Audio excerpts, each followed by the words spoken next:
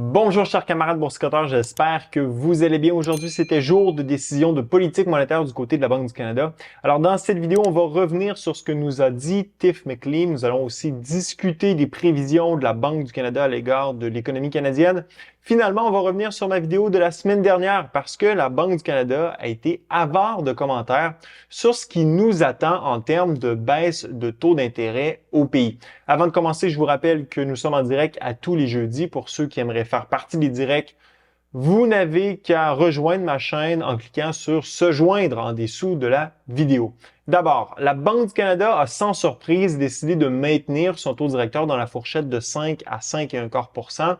C'est donc le 6e mois consécutif que la Banque tient son taux à 5 %, la dernière hausse de 25 points de base ayant eu lieu en juillet 2023. Déjà, le temps passe très vite. En somme, la Banque centrale maintient la pression sur l'économie canadienne et sur les ménages canadiens.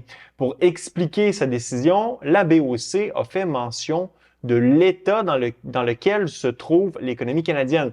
En effet, notre économie stagne depuis l'été 2023 et la Banque anticipe que la croissance restera à zéro pour le premier trimestre de 2024. On y reviendra d'ailleurs dans quelques instants. Pour la Banque du Canada, sans l'avouer directement, c'est un mal pour un bien.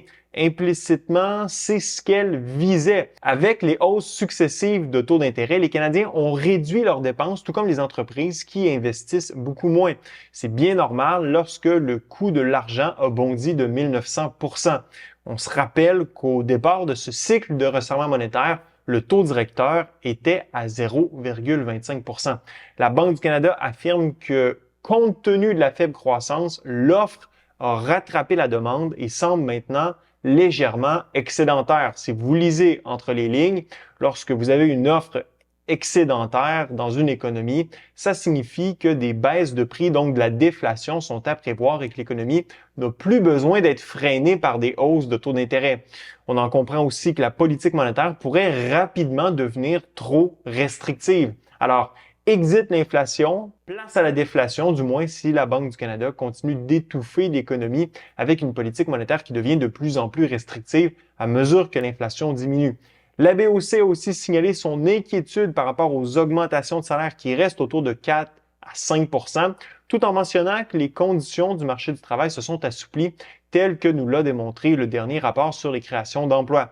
Cependant, là où la Banque du Canada accroche le plus, c'est sans surprise sur les données fondamentales de l'inflation qui restent très élevées par rapport à la cible de 2 % de la Banque du Canada, la BOC, met d'ailleurs fortement l'accent sur cet élément dans l'explication offerte pour justifier le maintien du statu quo de sa politique monétaire.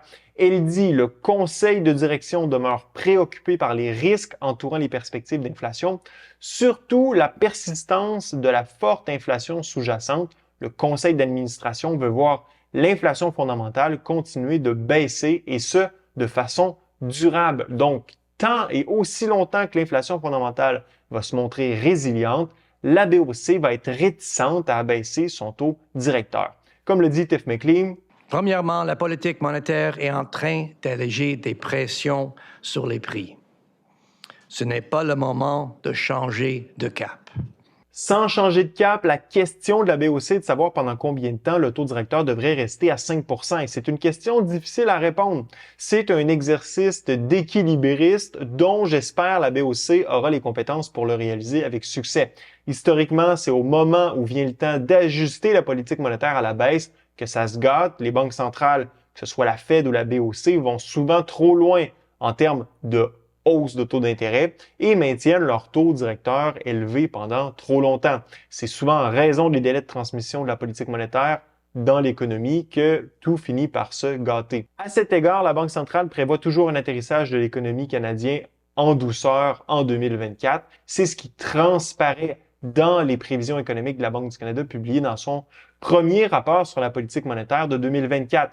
La Banque prévoit une croissance de 0,8 % en 2024, dont 0,6 % proviendrait des dépenses gouvernementales et une inflation à 2,8 %. Donc, le scénario pour 2024, c'est un scénario de stagflation où l'inflation reste élevée alors que la croissance est quasi nulle. Pour 2025, la BOC prévoit essentiellement un retour à la normale avec une croissance à 2,4 % et une inflation de retour tout près de la cible à 2,2 %. En somme, l'économie atterrit tout doucement, même qu'on pourrait dire qu'elle n'atterrit pas du tout compte tenu que la croissance, selon les prévisions de la BOC, se poursuivra en 2024 et en 2025. C'est le scénario Cendrillon parfait pour tout banquier central qui malheureusement reste un exploit rarement atteint au cours des 60 dernières années. Pour revenir rapidement sur la croissance économique, un élément qui est souvent occulté dans les discussions, c'est le PIB par habitant.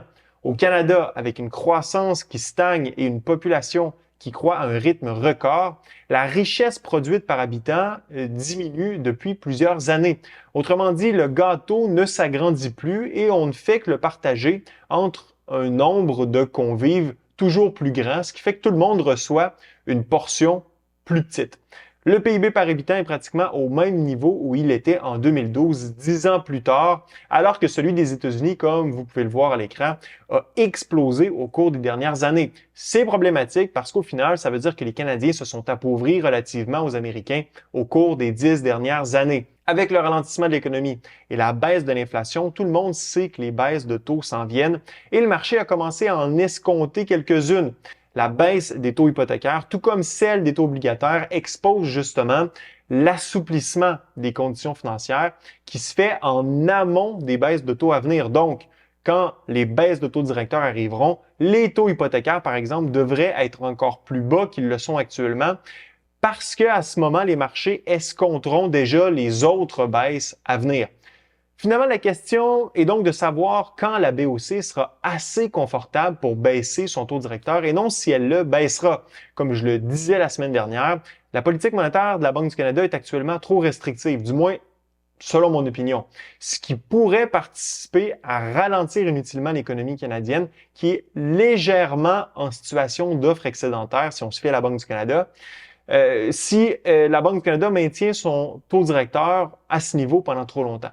La Banque du Canada se doit de couper son taux directeur qui est actuellement de 5 %, mais ne vous attendez pas à ce que le taux directeur retourne à des niveaux ridiculement bas, à moins d'une catastrophe économique ou d'une erreur de politique monétaire. Les taux vont baisser, mais ça se fera lentement compte tenu que l'économie tient toujours bon. Il faudra suivre les développements du côté de l'inflation fondamentale pour savoir quand viendra la première baisse. Est-ce que celle-ci viendra en mars?